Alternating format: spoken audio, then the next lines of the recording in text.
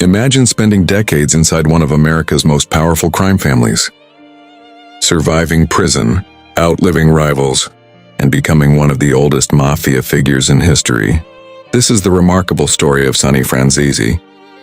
Born John Sonny Franzese on February 6, 1917 in Brooklyn, New York, he grew up in an Italian-American neighborhood during a time when organized crime was expanding across the city. As a young man, Franzese earned a reputation for being fearless, disciplined, and fiercely loyal. Those qualities helped him rise through the ranks of the Colombo crime family. By the 1960s, Sonny had become one of the family's most powerful leaders, eventually serving as underboss. Unlike flashy gangsters who loved publicity, Sonny preferred to stay in the shadows. He believed that silence was power. His influence extended into gambling, loan sharking, labor racketeering, and other criminal enterprises that authorities alleged were controlled by organized crime. Federal investigators considered him one of the most influential mafia figures in New York. Despite repeated arrests, Sonny continued to command respect within the Colombo family. His reputation for discipline and loyalty made him one of the most feared men in organized crime. But his life took an unexpected turn.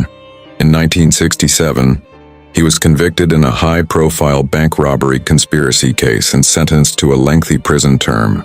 Most people believed his criminal career was over. They were wrong. After serving many years behind bars, Sonny was eventually released. Even in his later years, authorities claimed he remained an influential figure within the Colombo crime family. His longevity amazed both investigators and historians.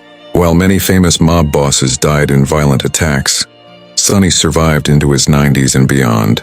Perhaps the most surprising chapter of his story involved his own family. His son, Michael Franzese, became a successful Colombo captain before later leaving organized crime and becoming a public speaker and author. The different paths taken by father and son became one of the most fascinating stories in mafia history. John Sonny Franzese lived long enough to witness generations of organized crime rise and fall. He survived countless investigations, multiple prison sentences, and decades of change within the American Mafia.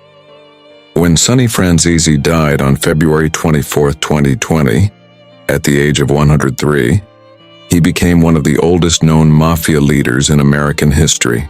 His life stretched across more than a century, from the era of Charles Luciano to the modern day.